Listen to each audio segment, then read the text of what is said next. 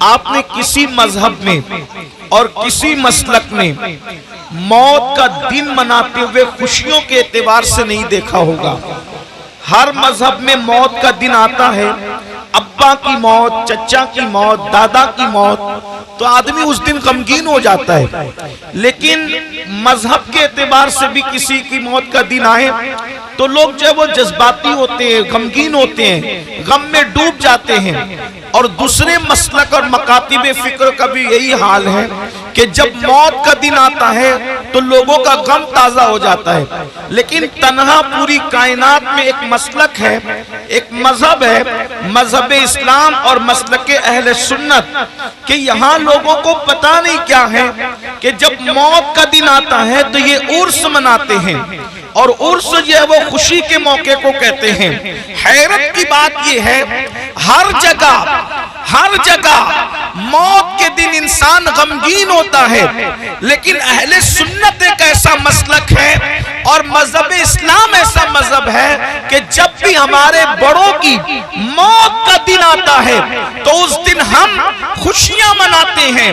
آخر بتائیں کہ موت کی بھی کوئی خوشی مناتا ہے تو آخر وہ کیوں پریشان ہوتے ہیں اور ہم لوگ خوش کیوں ہوتے ہیں؟ تو وجہ یہ ہے کہ اوروں کو یقین نہیں ہے کہ جانے والا گیا کہاں، اور ان کو اطمینان نہیں ہے کہ جانے والا گیا کہاں۔ لیکن واللہ اہل سنت اتنا ناقابل تردید یقین رکھتے ہیں کہ ہمارے بزرگ جہاں گئے ہیں وہاں کوئی تکلیف نہیں ہے، کوئی پریشانی نہیں ہے، کیونکہ ہمارے بزرگوں کے لیے قرآن کہتا ہے جب وہ جاتے ہیں یا ایتھا النفس المطمئنہ ارجعی الی ربک راضیۃ مرضیہ فادخلی فی عبادی وادخلی جنتی۔ جب وہ دنیا سے جاتے ہیں تو اللہ فرماتا ہے اے نفس مطمئنہ اپنے رب کی طرف پلٹ جا، اے نفس مطمئنہ خدا کی جنت رضا میں داخل ہو جا اور اللہ کے خاص بندوں میں داخل ہو جا۔ اب مجھے بتاؤ، اگر کوئی کعبہ دیکھنے جائے تو گھر والے کتنی خوشی مناتے ہیں، اور کوئی رب کی بارگاہ میں حاضری کے لیے جائے تو یہ مقام خوشی کا نہیں ہے تو پھر کیسا مقام ہے؟ اسی لیے ہمارے یہاں عرس منایا جاتا ہے، لیکن عرس ہم سب کا نہیں مناتے، عرس ان کا مناتے ہیں جو یا ایتھا النفس المطمئنہ کے مصداق ہوتے ہیں۔ اور وہ کون لوگ ہیں؟ وہ اپنی مرضی سے زندگی نہیں گزارتے، بلکہ وہ لوگ اللہ کی مرضی سے زندگی گزارتے ہیں، رب کی مرضی سے زندگی گزارتے ہیں، خدا کے قانون پہ چل کے زندگی گزارتے ہیں۔ میرے آقا علیہ السلام کے پیارے دیوانوں، یاد رکھنا یا ایتھا النفس المطمئنہ یہ سب کے لیے نہیں ہے، میرے اور آپ کے لیے نہیں ہے۔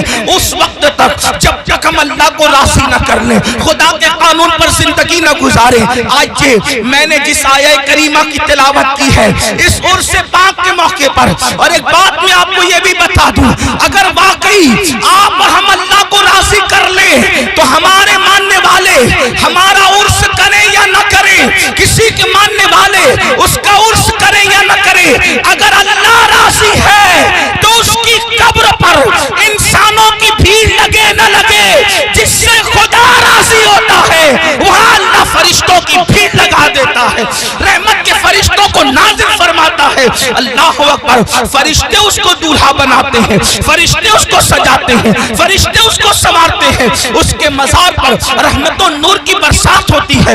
قرآن کہتا ہے ان رحمت اللہ قریب من المحسنین، بے شک اللہ کی رحمت اس کے نیک بندوں کے قریب ہے۔ تو اللہ ہم بھی نیک بنیں، اللہ کو راضی کریں۔ اللہ اکبر، آئیے قرآن کہتا ہے، اب میں اپنے اصل عنوان کی طرف آتا ہوں، بہت توجہ کی ضرورت ہے میرے آقا علیہ السلام کے پیارے دیوانوں۔ اس دنیا میں اللہ والے بھی آئے، اس دنیا میں ہم بھی آئے، لیکن فرق اتنا ہے اللہ والے کھانا دیکھ کر اللہ کو نہیں بھولا۔ دیکھو توجہ کرو، وہ روزی دیکھتے ہیں रज़्ज़ाक़ को नहीं भूलते, वो मोहब्बत वाले इंसानों को देखते हैं, खालिक इंसान को नहीं भूलते, वो असबाब को देखते हैं, मुसब्बिबुल असबाब को नहीं भूलते, वो औलाद को देखते हैं, खालिक औलाद को नहीं भूलते, अल्लाह अकबर, वो माल को देखते हैं, मालिक माल को नहीं भूलते। हमारा हाल क्या, औलाद देखी, औलाद देने वाले को भूल गए, खाना देखा, रिज़्क़ देने वाले को भूल गए, फरामोश कर दिया। इसीलिए हम दुनिया के बंदे बनकर के रह गए, मगर जो अल्लाह वाले हैं, अल्लाह अकबर, वो नेमतों को देखकर नेमत देने वाले खुदा को नहीं भूलते, नहीं फरामोश करते। याद रखना मेरे आका सल्लल्लाहु अलैहि वसल्लम के दीवानों, इस दुनिया में हम आए हैं मेरे भाइयों, ये सबक है, उर्स का सबक है, ये सबक है, बुजुर्गों का सबक है, ये सबक है, हमारे अस्लाफ का सबक है। सबक क्या है, इस दुनिया में आए हो, इस दुनिया में धींगा मस्ती करने नहीं आए, इस दुनिया में जुआ खेलने नहीं आए, इस दुनिया में नशा करने नहीं आए, इस दुनिया में शराब पीने नहीं आए, इस दुनिया में औरतों से दिल लगी करने नहीं आए, इस दुनिया में जराइम और पाप करने नहीं आए, इस दुनिया में रिश्वत लेने नहीं आए, इस दुनिया में चोरी डकैती करने नहीं आए। इस दुनिया में क्यों आए हो, अल्लाह अकबर, दुनिया में आने का मकसद ये है, इस दुनिया में रहकर उस दुनिया की तैयारी करो। कौन सी दुनिया, जिसके बारे में कुरान कहता है वल आखिरतु खैरुम व अबका, कि ये दुनिया से आखिरत बेहतर है। उस बेहतर दुनिया की तैयारी करो जिसको आखिरत कहते हैं, उस बेहतर की तैयारी करो जो कभी खत्म होने वाली नहीं है। अल्लाह पाक ने दो जिम्मेदारियां हर मोमिन को अता की है, दो जिम्मेदारी हर मोमिन को अता की है। अब अपनी दो जिम्मेदारी को सुने और बात मुकम्मल की जाए। कुरान दो जिम्मेदारी का बयान करता है। अल्लाह पाक इरशाद फरमाता है, या अय्युहल्लज़ीना आमनू कू अनफुसकुम व अहलीकुम नारा, ऐ ईमान वालो अपने आप को और अपनी औलाद को जहन्नम की उस आग से बचाओ जिसका ईंधन इंसान और पत्थर है। अल्लाह अकबर, अल्लाह अल्लाह। कुरान क्या कह रहा है, अब मेरे भाइयों की और बहनों की तवज्जो चाहता हूँ। कुरान कहता है, ऐ ईमान वालो अपने आप को और अपनी औलाद को जहन्नम की आग से बचा लो। ये जहन्नम की आग क्या है, तो कुरान कहता है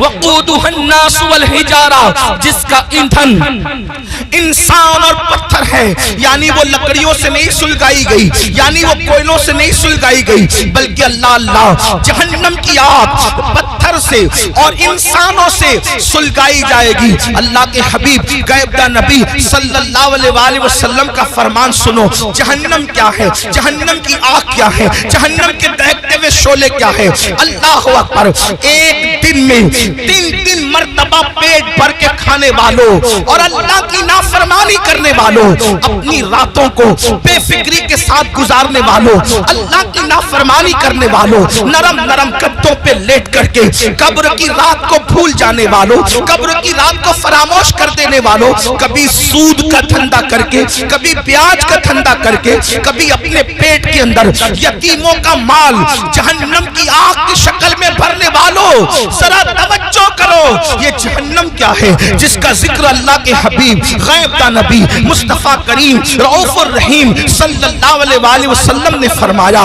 देखिए, हम तो आका का फरमान बयान कर रहे हैं और ये उस नबी का फरमान है जो अपनी तबीयत से कलाम नहीं करते, दिल के कानों से सुनना। मेरे भाइयों, अपने आका मुस्तफा जाने रहमत सादिक और मसदूक सल्लल्लाहु अलैहि वसल्लम फरमाते हैं, जब अल्लाह ने हजरत आदम को पैदा फरमाया, फिर आदम जन्नत में पैदा हुए, फिर आदम अलैहिस्सलाम से लग़्ज़िशे मासूमाना हुई, लग़्ज़िशे पैगंबराना हुई, और फिर आदम दुनिया में आए। 200 साल तक या 300 साल तक रोते रहे, फिर आपकी दुआ कबूल हुई, फिर आपकी तौबा कबूल हुई। जब दुआ कबूल हुई, तौबा कबूल हुई, तो हजरत आदम के लिए अल्लाह ने हजरत जिब्रील से फरमाया, जिब्रील जाओ और जा करके जहन्नम से आग लेकर आदम को ले जा करके दे दो ताकि आदम खाना बनाए। अब ये दुनिया میں پہلی بار کھانا بن رہا ہے. اللہ اکبر. کون بنا رہا ہے کھانا؟ حضرت آدم. دنیا کی پہلی ڈش بن رہی ہے, دنیا کا پہلا کھانا بن رہا ہے. اور کون بنا رہا ہے؟ آدم علیہ السلام.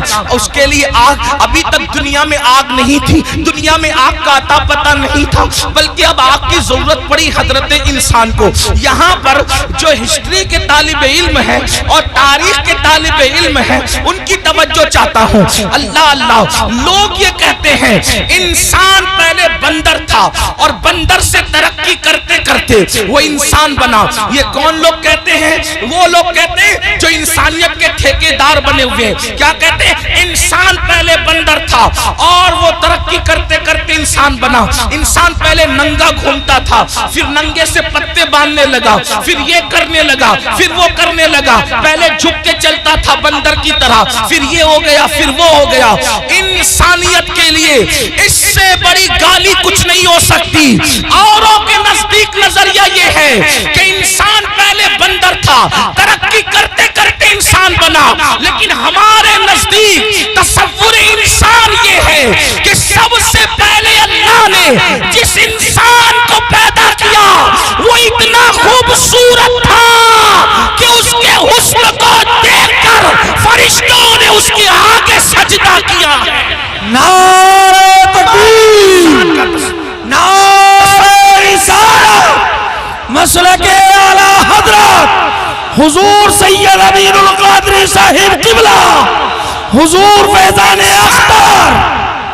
انسانیت کو گالی دینے والے وہ لوگ جو کہتے ہیں انسان بندر تھا, واللہ پہلا انسان آدم علیہ السلام ہے, اور آدم اتنے خوبصورت تھے کہ حسن آدم کو دیکھ کر ملائکہ رشک کرنے لگے.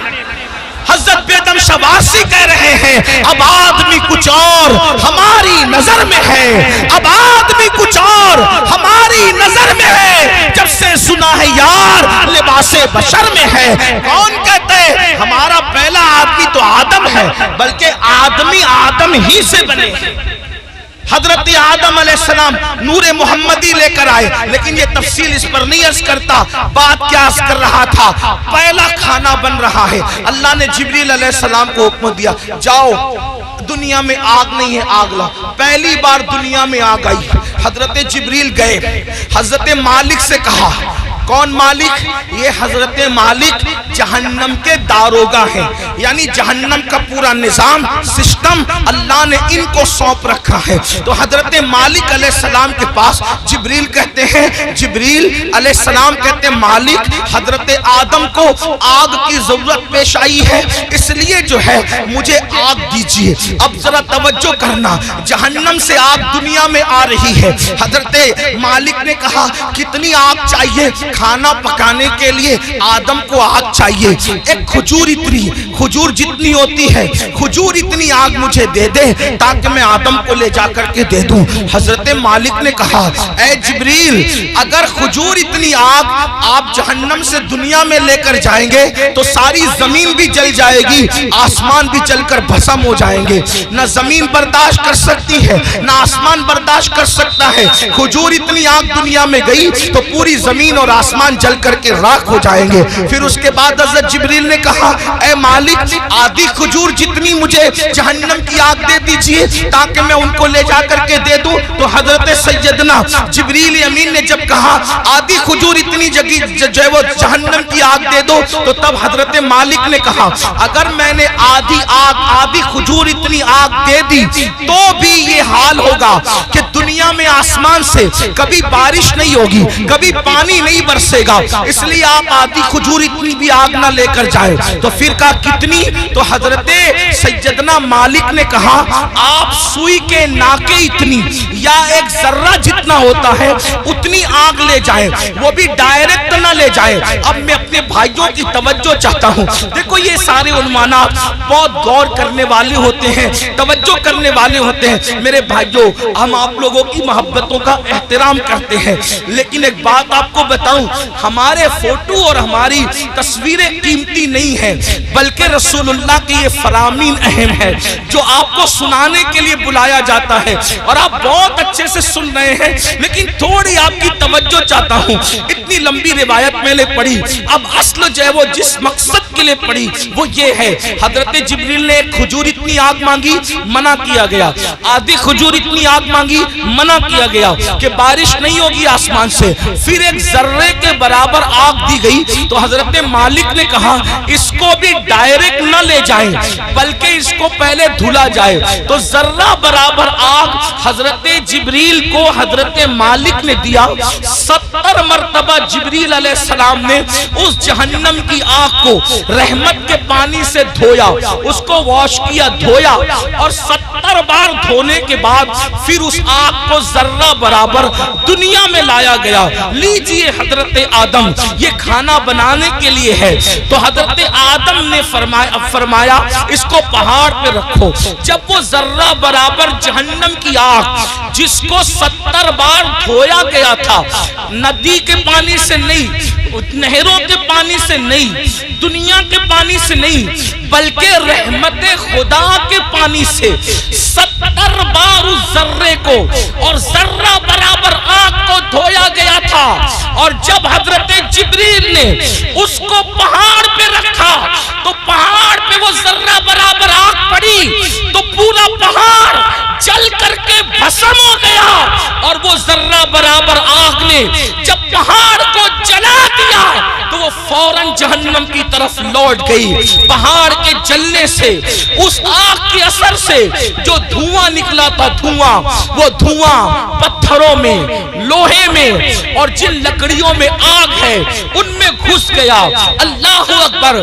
تو یہ جو دنیا میں آگ دیکھ رہے ہیں، یہ آگ وہ آگ نہیں ہے، بلکہ اس آگ کے اثر سے جو دھواں نکلا تھا، وہ دھواں ہے جو یہ آگ دنیا کی آگ ہے۔ اب مجھے بتاؤ، ذرہ برابر جہنم کی آگ 70 مرتبہ رحمت کے پانی سے دھو کر دنیا میں لائی جائے، وہ پہاڑ کو جلا دے اور پھر جہنم میں لوٹ جائے، تو اس کے باقیات، اس کے دھوئے کے اثرات اتنی تیز ہیں کہ اگر جلا دے تو بستیاں جل کر خاکستر ہو جائے، اگر جلا دے تو انسان مر جائے، اگر جلا دے تو انسان کی آنکھیں اندھی ہو جائے، اگر جلا دے تو انسان کا دماغ کام نہ کرے۔ مجھے بتاؤ، 70 مرتبہ رحمت کے پانی سے ذرہ برابر آگ پر یہ اثر ہے، تو وہ جو جہنم کی پوری آگ ہے اس کا کیا حال ہوگا، اس کا کیا اثر ہوگا؟ اب اللہ اسی آگ سے بچنے کا حکم دے رہا ہے۔ اے مومنو، میرے محبوب کے غلاموں، میرے محبوب کا نام لینے والوں، میرے محبوب کا کلمہ پڑھنے والوں، اپنے آپ کو اس آگ سے بچاؤ۔ آپ مجھے بتائیں، جب یہ جہنم کی آگ کا دھواں ہے جو دنیا کی آگ ہے، ہم اس کو برداشت نہیں کر سکتے، تو وہ جہنم کے دہکتے ہوئے شعلے، وہ جہنم کے بھڑکتے ہوئے شعلے جس کے بارے میں حدیث پاک میں آیا ہے 3000 سال تک کے اس کو جلایا اور دہکایا گیا ہے۔ اب جہنم کی آگ مکمل سیاہ ہے، مکمل کالی ہے، اب وہ کس کے لیے ہے؟ آئیے اب ترتیب وار کچھ لوگوں کا ذکر سن لے۔ اللہ، کاش اپنی کمزوریوں پہ رحم کر کے، کاش اپنی کمزوریوں پہ رحم کر کے ہم اپنے آپ کو جہنم سے بچانے کی فکر کرتے، اپنے بچوں کو جہنم سے بچانے کی فکر